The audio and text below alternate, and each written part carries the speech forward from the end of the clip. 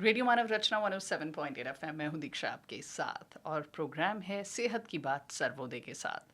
बातचीत हम करते हैं हेल्थ रिलेटेड कुछ ऐसे इश्यूज पर जिन पर बातचीत करने के लिए आपको स्पेशली डॉक्टर के पास जाना पड़ता है, लेकिन आज डॉक्टर खुद आपके पास चल कर आए हैं। प्रोग्राम का नाम है सेहत की बात सर्वोदय के साथ, तो सर्वोदय हॉस्पिटल के एक्सपर्ट हमारे साथ जुड़ते हैं और आज डॉक्टर रैना हमारे साथ जुड़ी हुई हैं जो कि सीनियर कंसल्टेंट हैं ऑब्स्टेट्रिशियन एंड गायनेकोलॉजी डिपार्टमेंट में। तो डॉक्टर रैना, बहुत बहुत स्वागत है आपका रेडियो मानव रचना में। Thank you so much.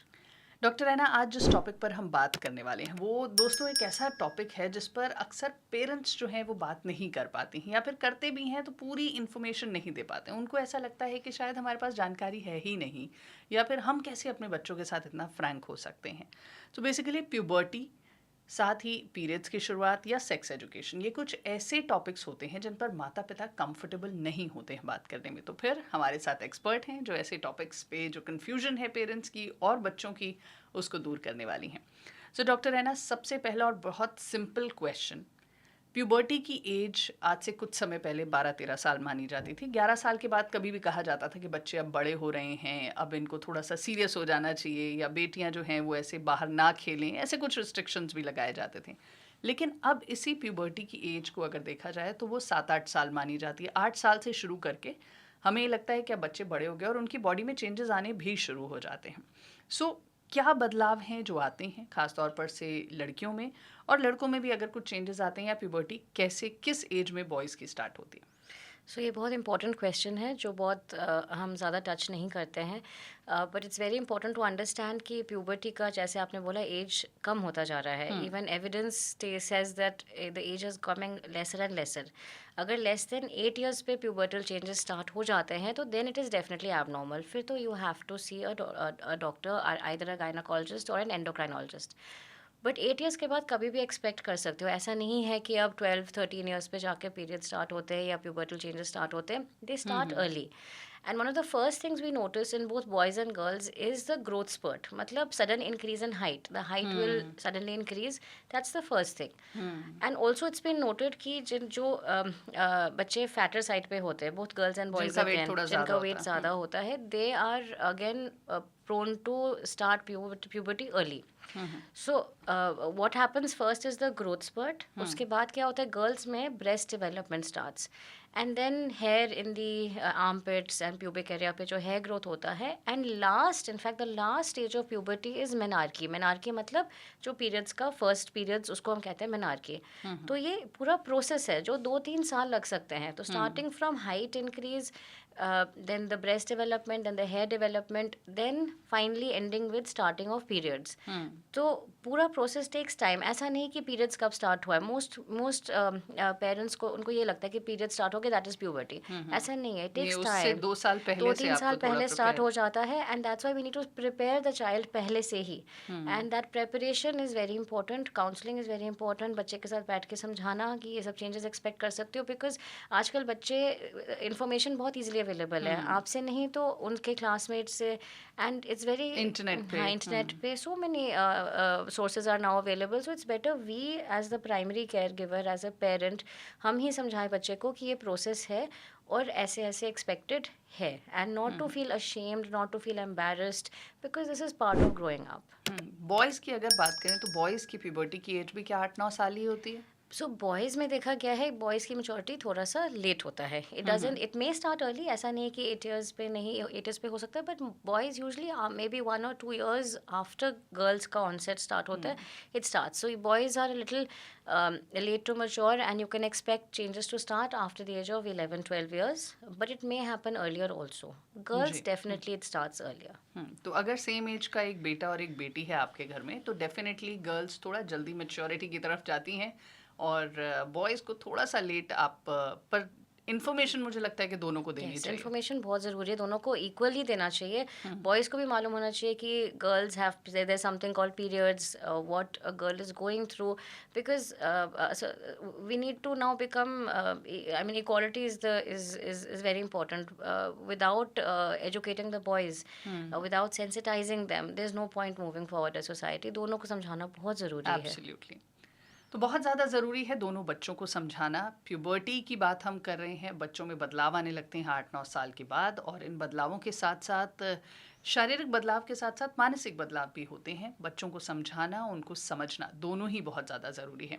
लेकिन अब मैं जानना चाहती हूँ कि बॉडी में सबसे पहले तो चेंजेस बहुत सारे आ रहे होते हैं, और ऐसे चेंजेस में फिजिकल चेंजेस तो हम देख लेते हैं कि ब्रेस्ट डेवलपमेंट हो रही है या फिर पीरियड स्टार्ट हो रहे हैं या हो जाते हैं। पर इसके साथ-साथ क्या मेंटली भी बच्चा थोड़ा-सा परेशान रहता है? क्योंकि जब आपके शरीर में कहीं कुछ चेंजेस आते हैं, तो आपका मूड भी ख़राब होने लगता है या फिर आपको गुस्सा आने लगता है। क्योंकि जब भी हम बात करते हैं फीमेल्स की, तो मेनोपॉज़ में भी ये प्रॉब्लम होती है, मूड स्विंग्स बहुत ज़्यादा होते हैं, हॉट फ्लैशेज़ होते ट्रू। हैं। पीरियड्स में भी ऐसा बहुत कुछ होता है कि आपके मूड स्विंग होते हैं। कभी आप बहुत ज़्यादा खुश हो जाते हैं, तो कभी एकदम डल फ़ील करते हैं, रोना आ जाता है। तो ये इस एज में भी क्या होता है?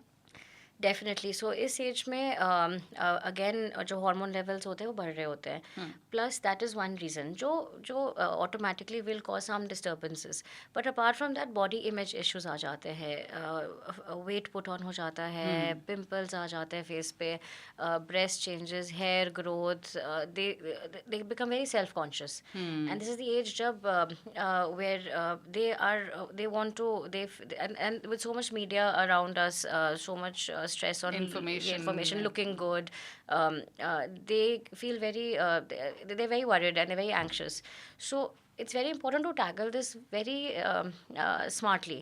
हुँ, uh, Gussa hona is natural. You tend to lose your temper on the child, but you need to understand that they are going through so much at this age, so they have to be handled very gently, number one. Hmm, Number two, you have to sit with them and explain to them that these are natural changes, and hmm, body image को लेके इतना परेशान नहीं होना है. हुँ, But it's also important to empathize with them कि you start by telling them कि I understand you are going through this, I hmm, understand why you're upset, है ना. हुँ, But it's also to tell them, important to tell them कि ये क्यों हो रहा है. So hmm, explaining the physics or the physiology behind it, and then also empathizing with them, telling them कि I understand, so it's hmm, okay, it's just a phase, this is will normal. it is hmm, normal.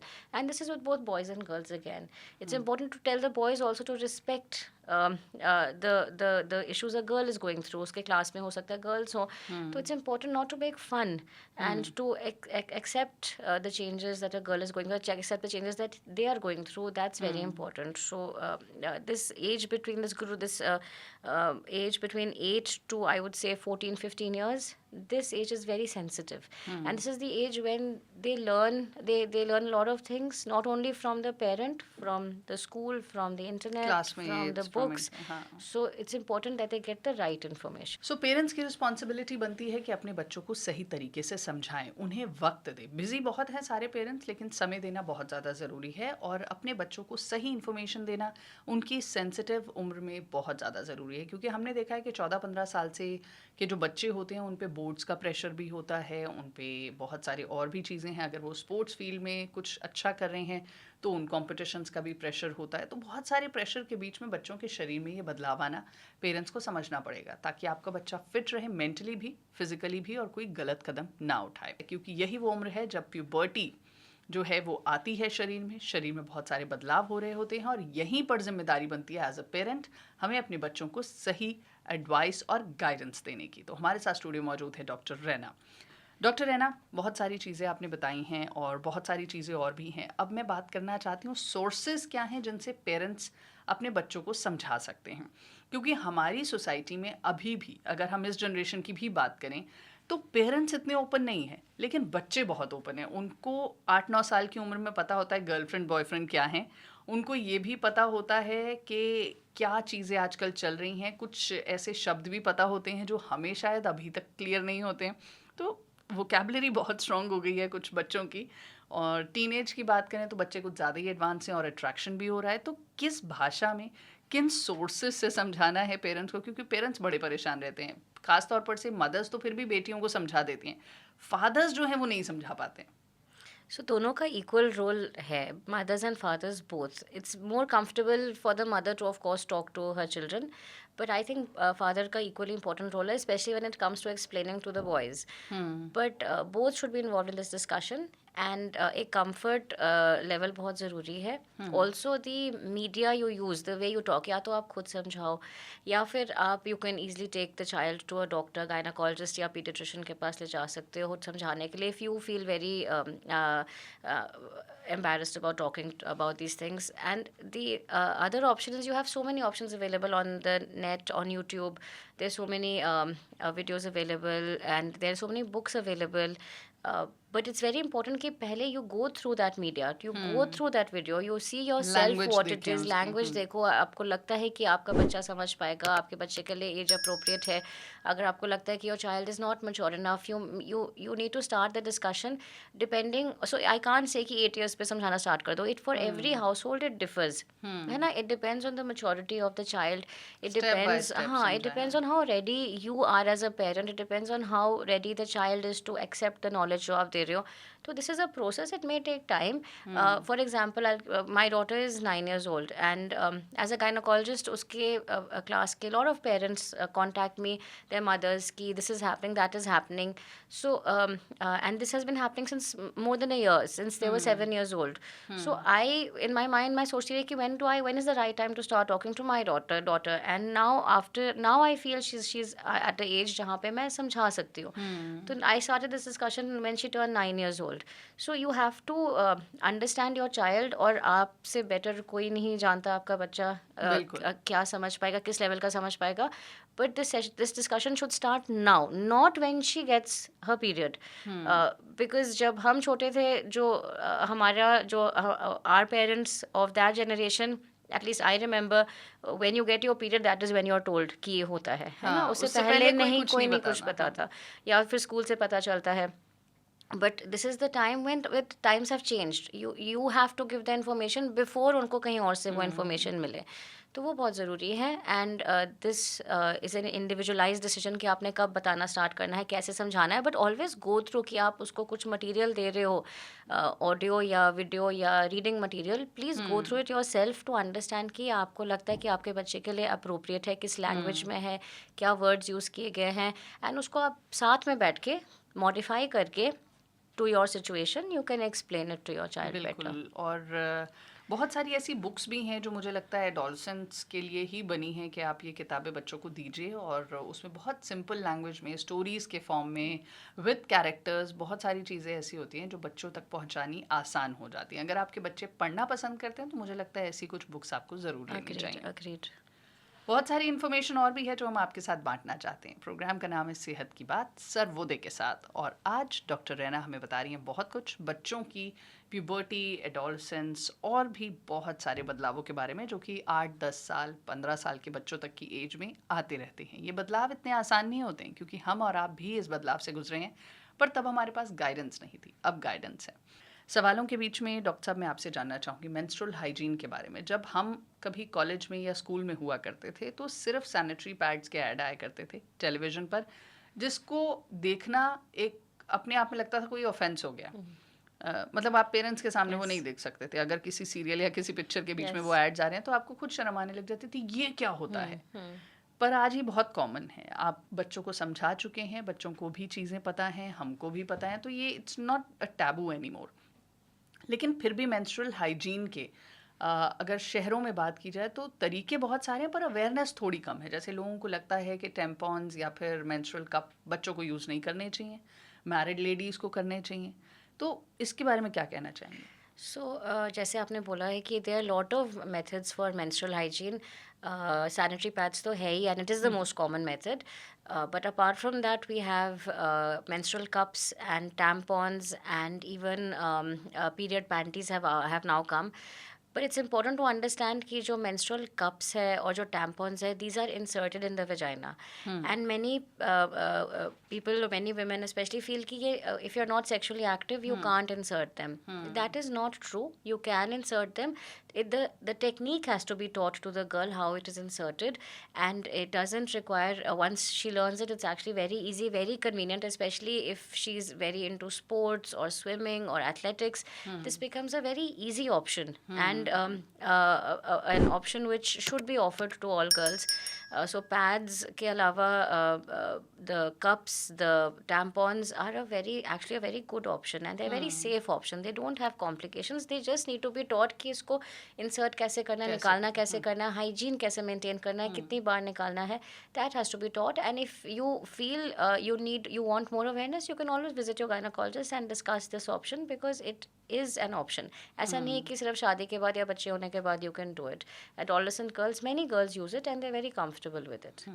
ठीक है, तो menstrual hygiene के जो बहुत सारे अलग अलग प्रोडक्ट्स की हम बात करें, चाहे वो टैम्पॉन्स हों, चाहे वो मेंस्ट्रुअल कप्स हों, बच्चे यूज़ कर सकते हैं, टीनेजर्स भी यूज़ कर सकते हैं, बस आपको टेक्निक आनी चाहिए और वो अपने गायनेकोलॉजिस्ट से आप सीख सकते हैं।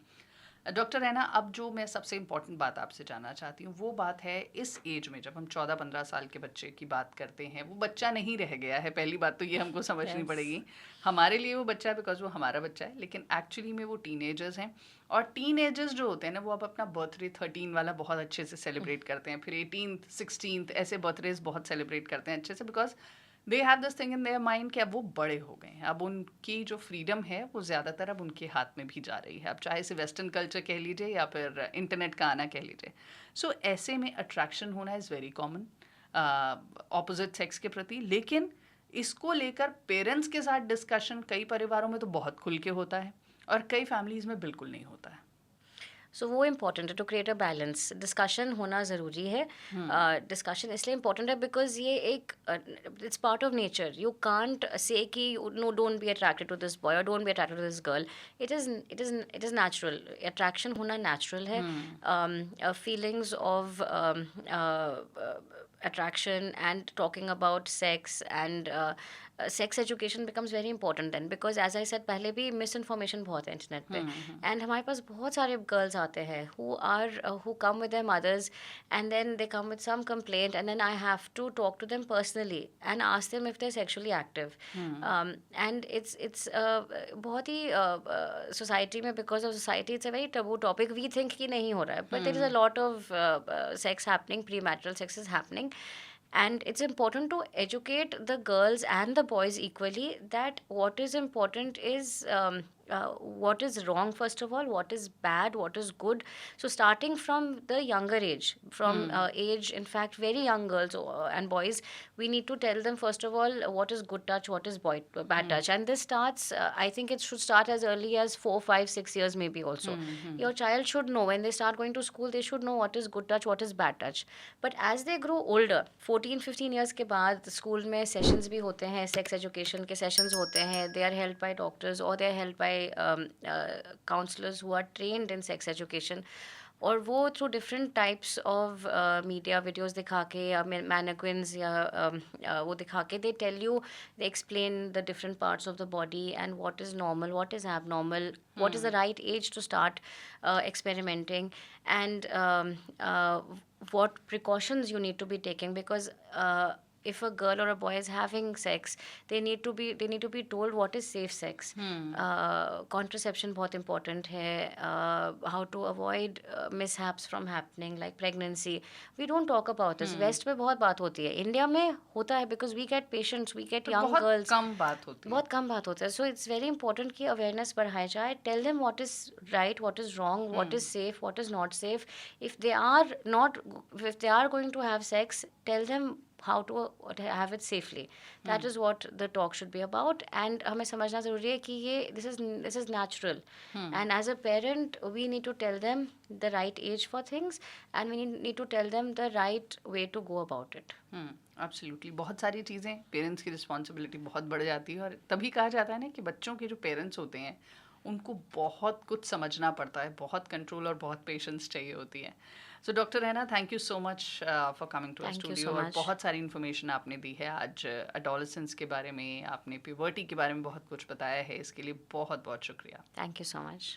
उम्मीद करते हैं कि आज के प्रोग्राम से आपको बहुत सारी इन्फॉर्मेशन मिली होगी, वो इन्फॉर्मेशन जो एक पेरेंट्स के लिए होनी बहुत ज़्यादा ज़रूरी है. और as a couple, as a parent, आपको ये इन्फॉर्मेशन अपने बच्चों तक ज़रूर शेयर करनी है. थोड़े से सॉफ्ट और पोलाइट तरीके में, थोड़ी सी दोस्ती करनी है. हाँ, स्ट्रिक्टनेस भी करनी है. मैं ये नहीं कहूँगी कि बिल्कुल दोस्त बन जाइए, क्योंकि पेरेंट्स की रिस्पॉन्सिबिलिटी होती है बच्चों को सही राह दिखाना और उसके लिए थोड़ी सी स्ट्रिक्टनेस भी ज़रूरी होती है. पर सही गाइडेंस और एजुकेशन ख़ास तौर पर से प्यूबर्टी के दौरान बहुत ज़रूरी है. प्रोग्राम सेहत की बात सर्वोदय के साथ में आज बस इतना ही। फिर से होगी मुलाकात एक नए एक्सपर्ट के साथ एक नए हेल्थ रिलेटेड टॉपिक पर बातचीत करने के लिए। तब तक के लिए take care, bye bye, sayonara. This is Diksha signing of.